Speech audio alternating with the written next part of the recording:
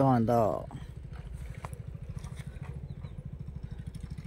प्याज, ऑनियन, कांदा आहे, लसूण आहे, वांग पण लावलेलं आहे, यात पेरू पण आहे। शेतकरी मित्रांनो बघा, पेरूची लागवड केलेली आहे। पेरू आहे यात आपण बघू शकता, आणि वांगे पण लावलेले आहेत। आणि बघा आपण कांदा खूप चांगला आलेला आहे, बघू शकता आपण।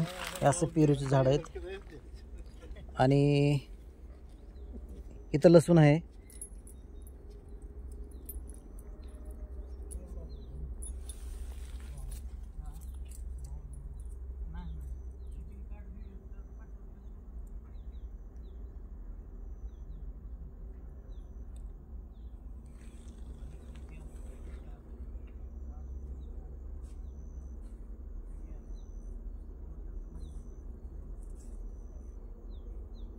कांदा, लसूण आणि